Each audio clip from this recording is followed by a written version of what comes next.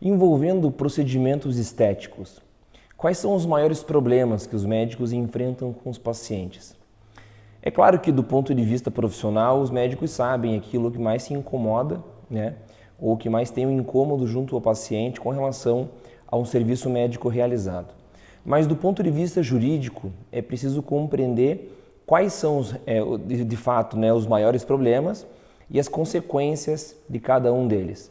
A gente sabe que envolvendo, por exemplo, uma cirurgia plástica ou qualquer tipo de procedimento dermatológico, existem, né, e há a previsão com relação a complicações, inclusive com a anuência do próprio paciente, né, com a assinatura de um termo de consentimento informado.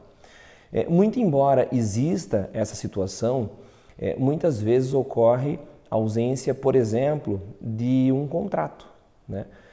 Muito embora existam documentos que possam ali estar estabelecendo qual é a responsabilidade de cada parte, uma vez que o paciente também se responsabiliza pela colaboração, né, do pré e pós-procedimento, mas é preciso entender hoje, juridicamente, que alguns médicos acabam se expondo de forma desnecessária e que acaba acarretando para eles um problema muito maior, seja na via ética profissional, no CRM, como também na via judicial. Um dos problemas mais frequentes e que os pacientes acabam tendo essa complicação com relação aos procedimentos realizados é a ausência, né, ou previsão de um possível retoque. Um retoque a gente pode colocar do ponto de vista jurídico no sentido de um procedimento cirúrgico ou um procedimento estético realizado por laser, realizado por qualquer tipo de injetável, enfim, qualquer tipo de melhora que o médico possa colaborar com o paciente nesse sentido. Uma vez que o paciente tem um problema com o médico, é preciso que o médico saiba lidar com essa situação para que não desenvolva, né, ou que acabe não tendo um problema muito maior do que aquele,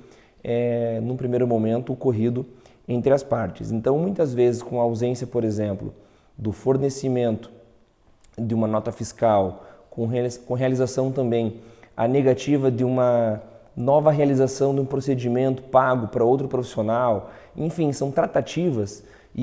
claro, o que eu estou falando aqui não são questões, não é regra, mas são questões que minimizam as situações que o paciente tem junto com o médico e que o médico pode se sobressair com relação a esse problema sem que tenha nenhum tipo de exposição.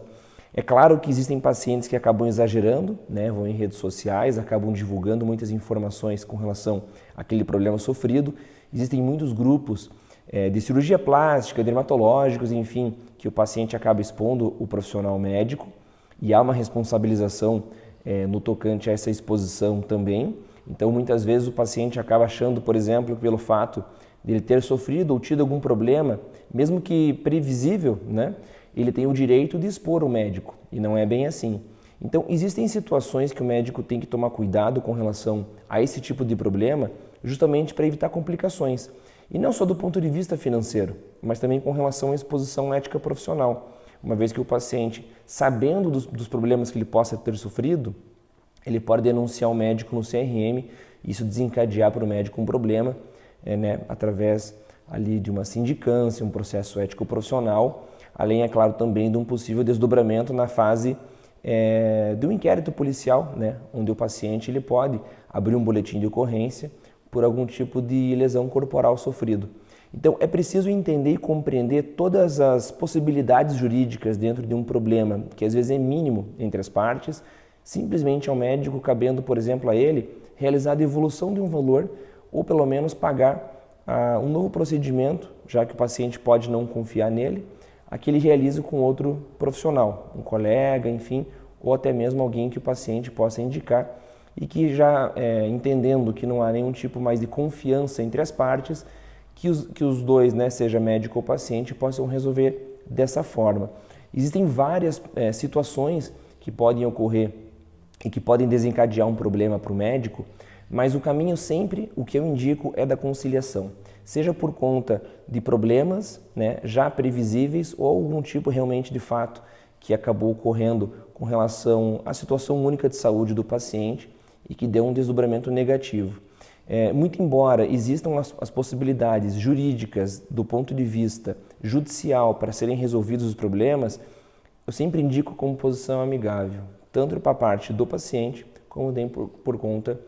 do próprio profissional médico, pela clínica, enfim, por quem ele acaba ali representando naquele ato perante o paciente. Então, é importante entender que todas as dinâmicas envolvendo a relação jurídica entre médico e paciente, nem sempre elas precisam ser resolvidas no judiciário. Há sempre a previsão da composição amigável, a indicação de que resolvam melhor as partes, principalmente porque acaba sendo menos oneroso, tanto para o paciente quanto para o médico.